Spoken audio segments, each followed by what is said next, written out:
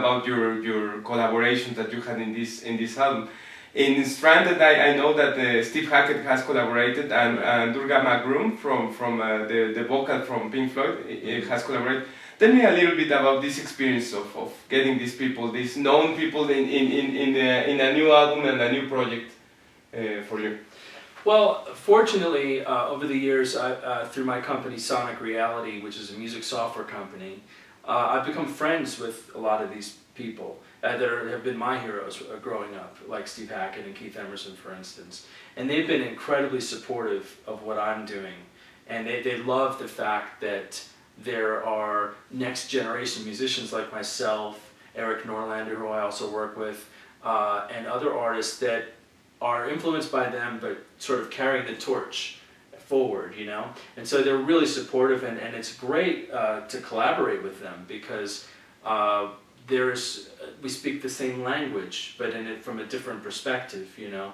I'm very influenced by Genesis and ELP, and the music I write is ideal for them to play to, you know. So like if I'm influenced, let's say, by Tony Banks, and I'm doing a part with certain chord changes, Steve Hackett with his sound would fit perfect with what I do. And yet it's not just like Genesis, it's like all these other things that Genesis never touched on, you know, heavy rock. I mean, for instance, in Stranded, it's almost heavy metal for a minute, you know, there, and it's very aggressive, a bit more like maybe Porcupine Tree or Dream Theater, you know, it's sort of toward that area. But I'm you know, I'm younger than they are. I'm not that young, but and I'm eclectic in the sense that the way I look at it is all this great music came before us, and there's certain sounds that I like that I want to hear again. Certain styles of playing, rhythms and progressions, and just moods and atmosphere. So, as an artist, to be progressive, you can't just be a carbon copy and a second-rate. You know, like, it's not as good as that, but, you know, I'll take it. It's like, no, I don't believe in that. I believe that you have to push it forward and make something that you think, first and foremost, is great as the artist. You do your best. You're reaching for the best song, the best production, the best players, all those. That's my job. And then to bring something new out of the mix of all your influences and all the players. Because I have my influences, but then I have the sound of the players. And as soon as Steve Hackett plays, you can hear Steve Hackett. It sounds just like Steve Hackett. Right. And I love that. Because to me, it's like, even though it has my name on it, it's my production, it's my songs, it's my musical context for them to shine in the right spot. And then that makes it more colorful to me, that you can hear the sound of Keith Emerson. But it's a new song. Yes. So it's not ELP.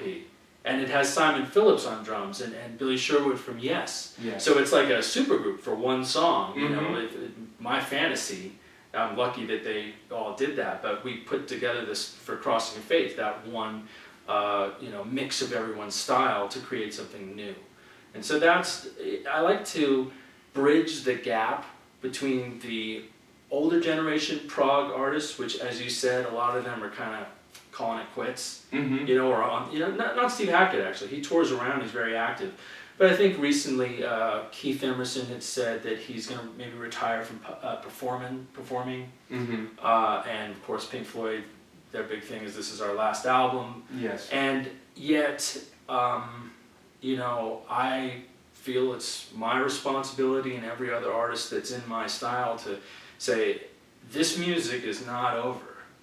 In fact, it's only kind of just beginning a new life from all of their influence. It's so valuable and permeated. You know, we love these albums so much, but there has to be new music.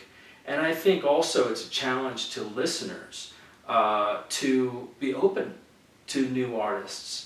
Because what are you going to do? Listen to the same old albums over and over and over again? Okay, they're great, but you know, don't you want something new to kind of fuel your emotions and to get into? And so that's what my mission is to provide that. That is correct, because precisely all people or all the people that like this kind of music, we are looking always for new experiences, because as you say, maybe listening to The Dark Side of the Moon is great, right? Because it's a great piece of art. But what about after that? What is next to that? What is new? What we can for people that like music, specifically people that are in, maybe not only in this kind of music, but in all the kind of rock or I don't know, maybe progressive, maybe the genre that you want to mention.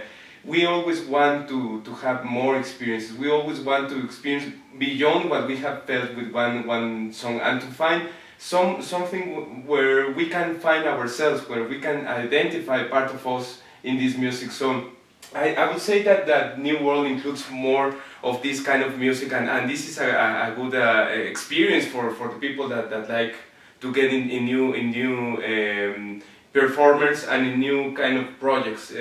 It's not that, as you mentioned, old music getting into new music or trying to do the old music new.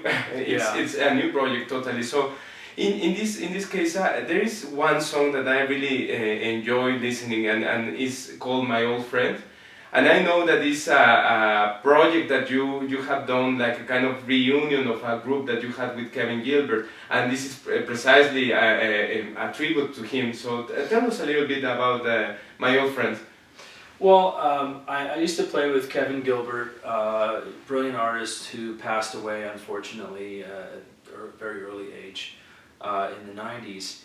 And the musicians that I played with in the band were phenomenal. Nick DiVirgilio, who went on to play with Spock's Beard, Big Train, Genesis, Tears for Fears.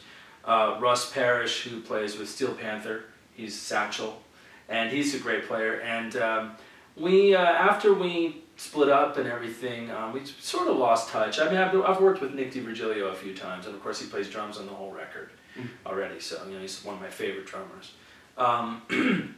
But I hadn't talked to Russ in probably 18 years, and we were good friends. He's a good guy, and so, but no one knew how to get in touch with him.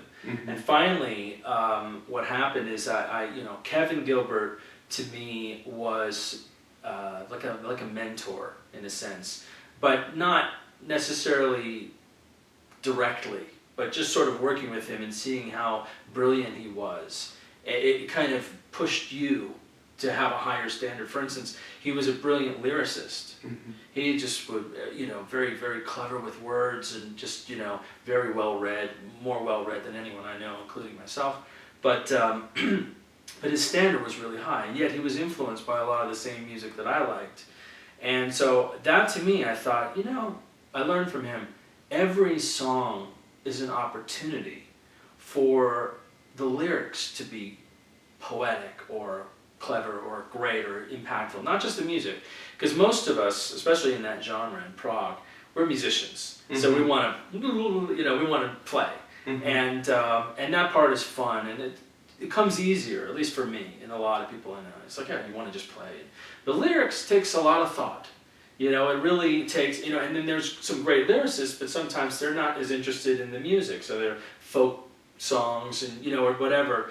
But I love that Kevin bridged the gap. He was a virtuoso musician, could play every instrument, yet he really took care in the writing of the lyrics. So for me, I had written hundreds of songs since I was 15 years old. I didn't release any of them until Dimensionon.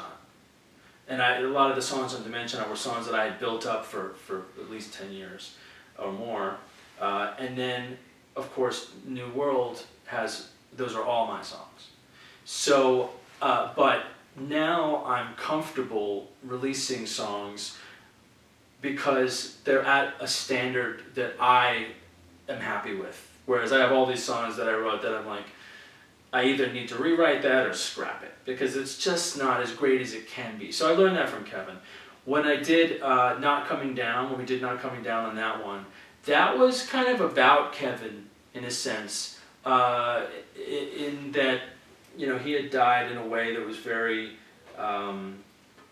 just one mistake in one day and you're gone. Like Philip Seymour Hoffman, same thing. And to me that meant that it reminds us how fragile life is and how just one mistake, especially if you're thrill seeking, like whatever, some excess, and it's like just know that like once you cross that line, you're not coming back. But I hadn't really we hadn't